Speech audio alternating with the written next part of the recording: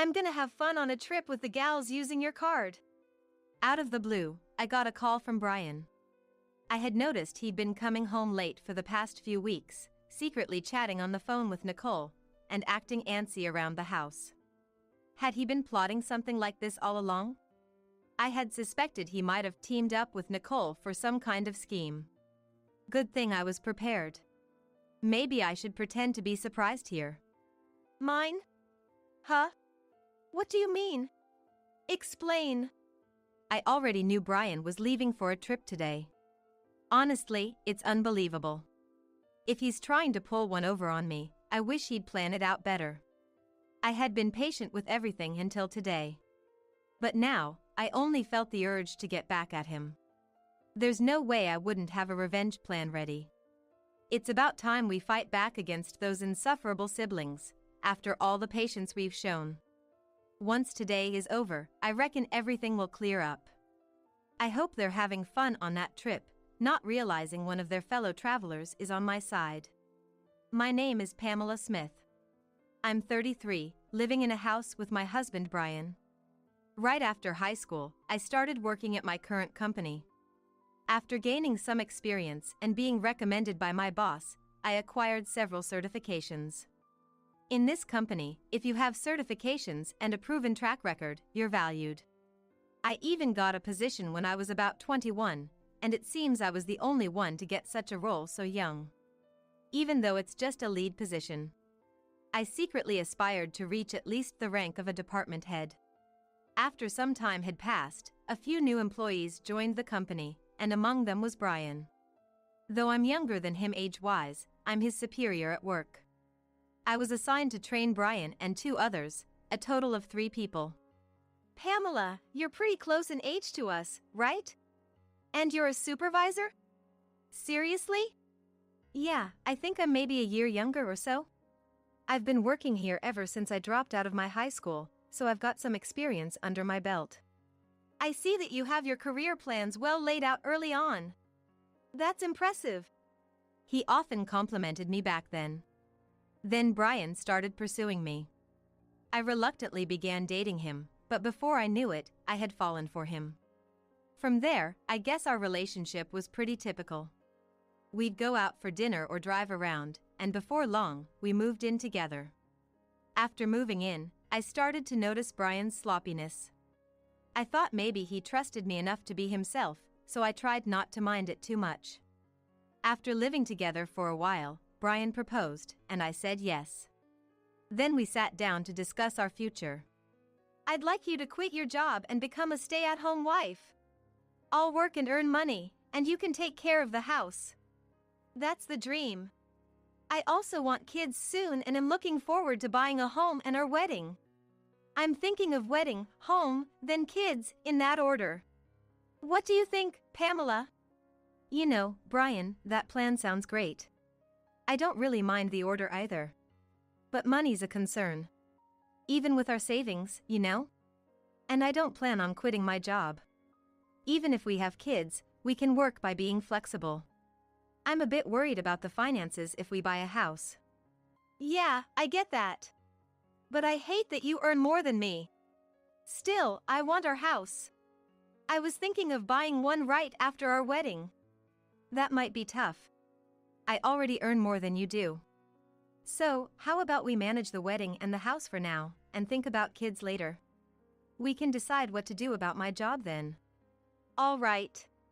Let's do that.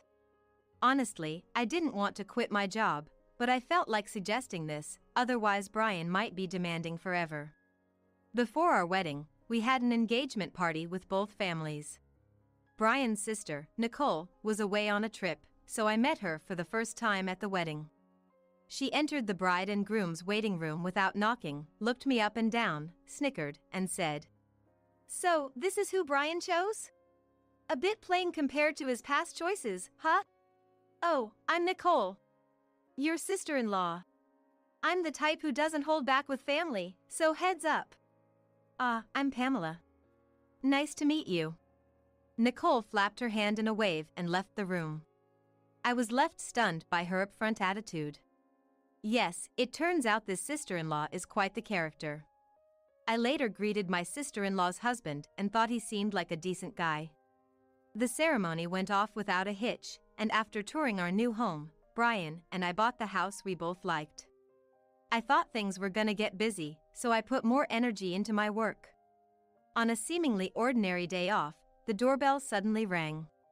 Since I was occupied, I had Brian answer it.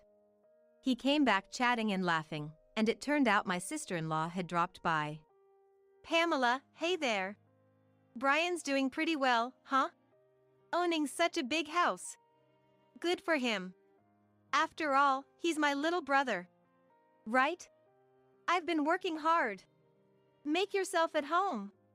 Pamela, don't we have some snacks or something? My sister's here, so hurry up." I felt something was off with Brian's behavior. He started acting all high and mighty because his sister was here. And he probably told her he bought the house himself. I contributed to the down payment and am paying the mortgage, but Brian really wanted his name on the title, so I gave in. Since we were living together, I thought it didn't matter whose name was on it.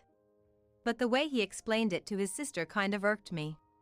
But I decided to hold my tongue and not make a scene. "Here's some snacks. Brian works really hard, you know." Why does Pamela sound so bossy? She's not the boss or anything. Well, I am Brian's supervisor at work. Oh, that's right. Did I not mention that? When I started the job, Pamela was already a manager. Since she started working right after dropping out of high school, it couldn't be helped. If it were me, I'd surpass her in no time. Wait, you dropped out of high school? You look so serious, and yet you're less accomplished than me? Is there a problem just because I dropped out of high school? No, not really. But Pamela, since you didn't graduate from high school and I'm your sister-in-law, I can ask you for anything, right? That's true. Pamela, whatever my sister says is the final word. If you refuse, I'll kick you out of the house. I struggled to understand what this sibling pair was talking about. What's the point if she can ask me for anything because I do not have a high school diploma and she's my sister-in-law? And if I don't listen, I'll be kicked out of the house? What kind of nonsense is this? Is this a joke? I gave a polite smile and quickly escaped to the kitchen. I could hear Brian's voice from the kitchen, and from what I gathered, they seemed serious about their earlier conversation. After their conversation, my sister-in-law came into the kitchen. Pamela. Hey, I've got a favor to ask. What's up? I kinda need to borrow a little money, like $5,000. Please. How is that a little money? That's a lot. What do you need it for anyway? Come on, it's just $5,000? You're a supervisor, right? You must have a good salary. Oh, right. I needed to cover the remaining renovation costs. Didn't you just brag about your new condo the other day? Huh? Did I? Anyway, just hand it over. Brian told me he'd lend it to me and said I should ask you. What? Why would he decide that without asking me? Listen, Pamela. Either give me the money, or I'll call the boss right now and tell him you want to quit. Which one do you prefer? All right. Nicole, I'll lend you the money. But on one condition. We need to draw up a promissory note. What? Even though we're family? I want it in writing. So, when you come to get the money, make sure to bring your ID with a picture, okay? Ugh. Such a hassle. But fine, if you're gonna give me the money. I'll be over tomorrow night. And so, I decided to lend my sister-in-law the money. I had this gut feeling that getting her to sign a promissory note was essential.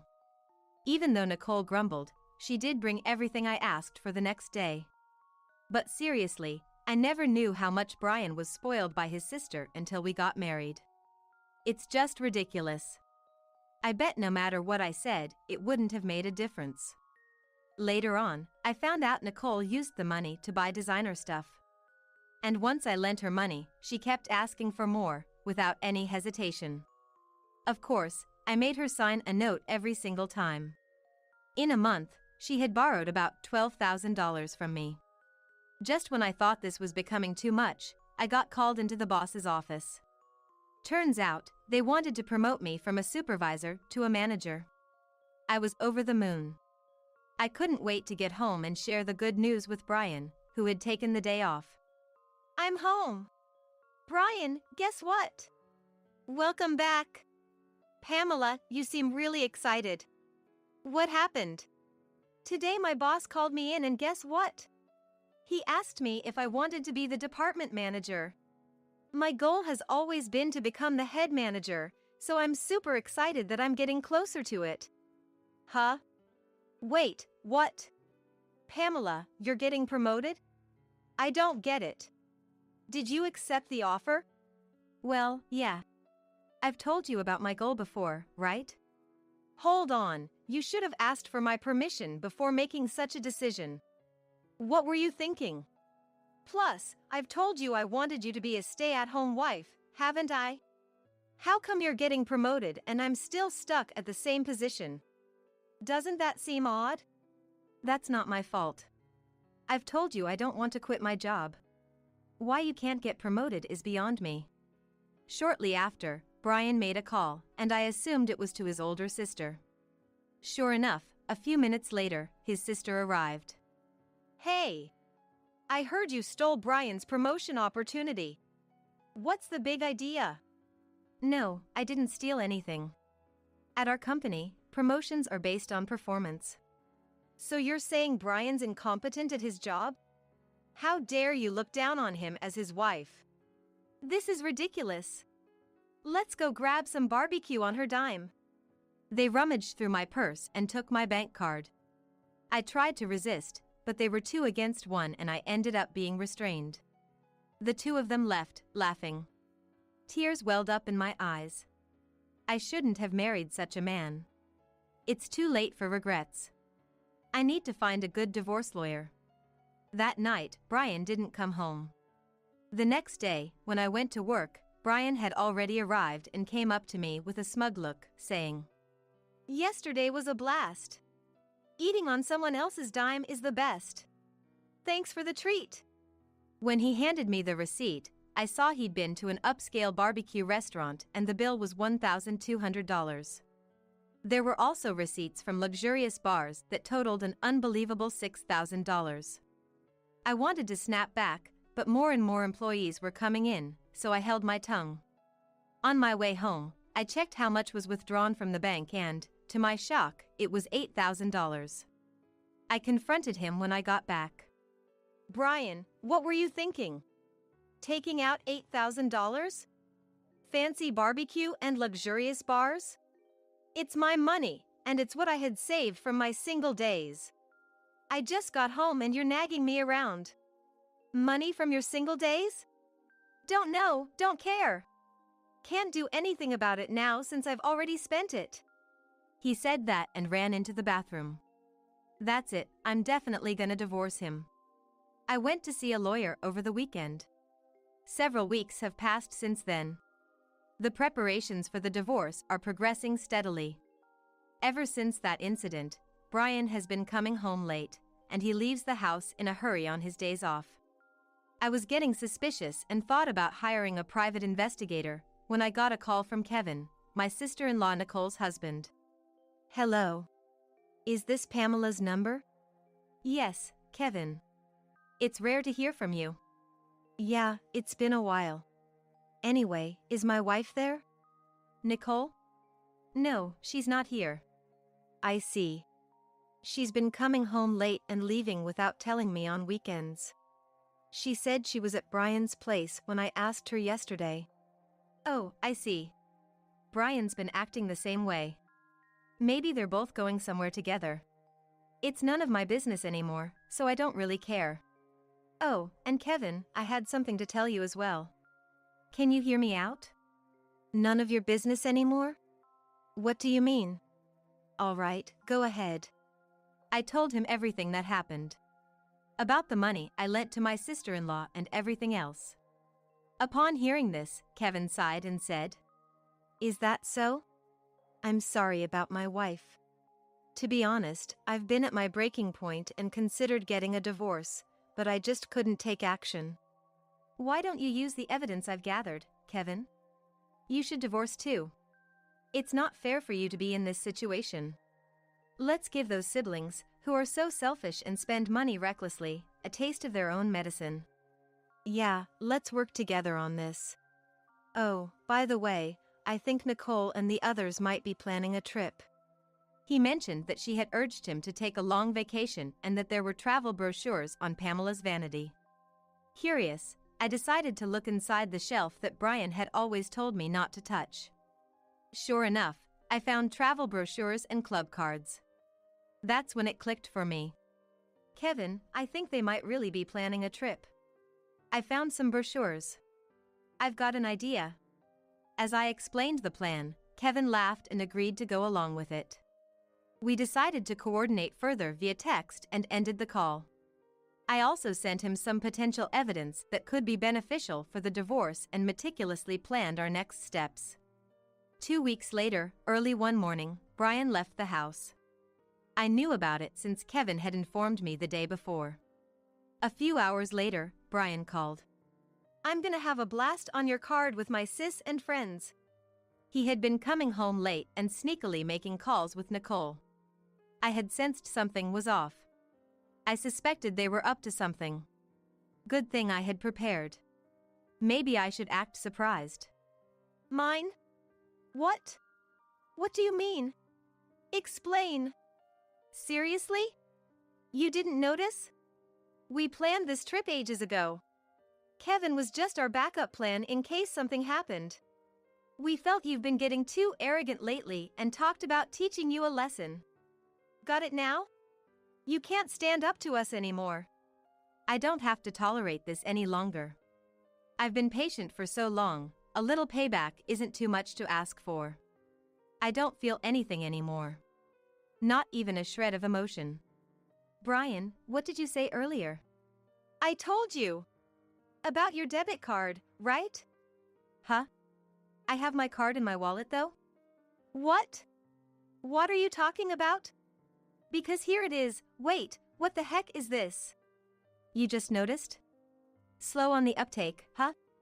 Didn't you take my old gym membership card from the fitness club I used to go to?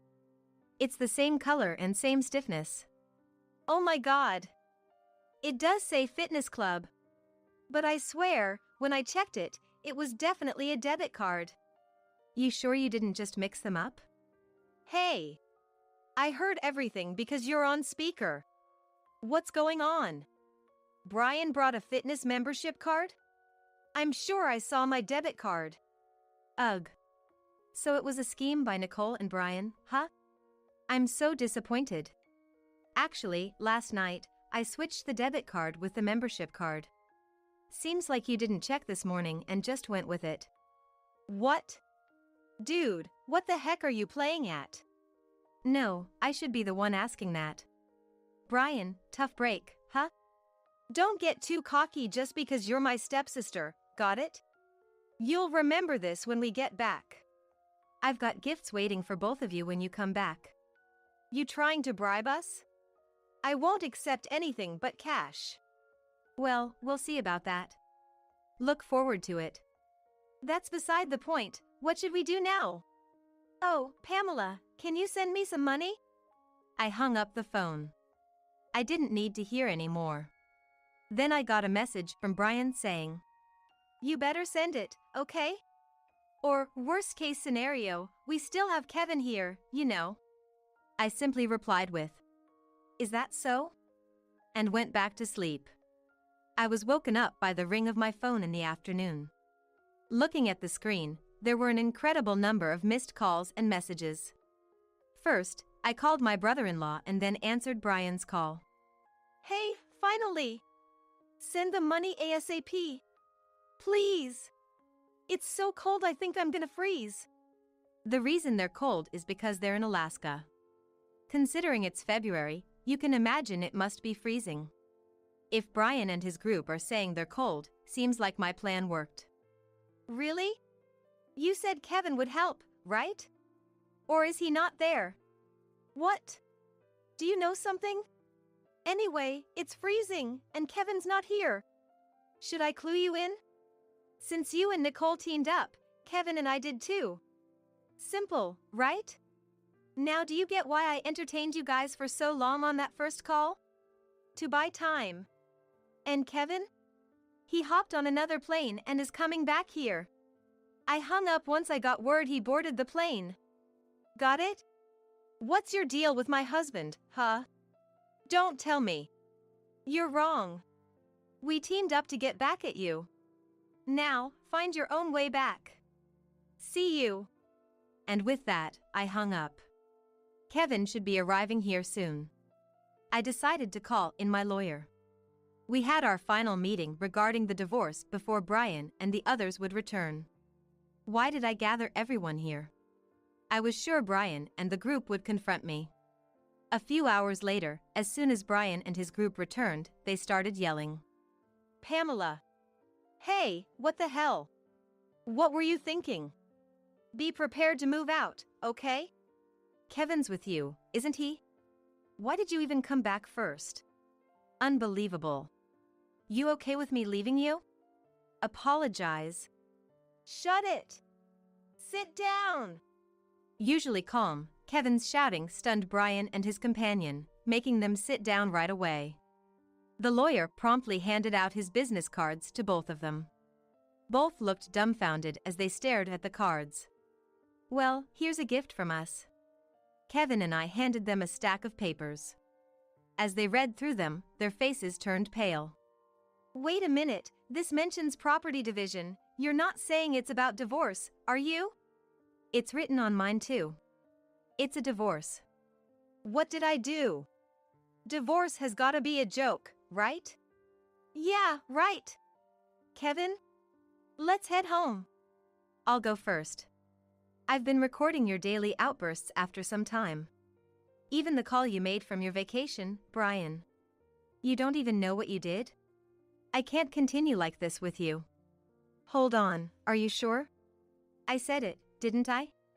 I'm demanding half of the down payment from when we bought the house, the rest of the mortgage, and the repayment of the savings you spent from when I was single. Nicole, you spent the money you borrowed from me, and also withdrew from my savings with Brian, right? You're gonna repay that. No wait, Brian, didn't you buy this house? And I never borrowed or used any of it. That's a false accusation.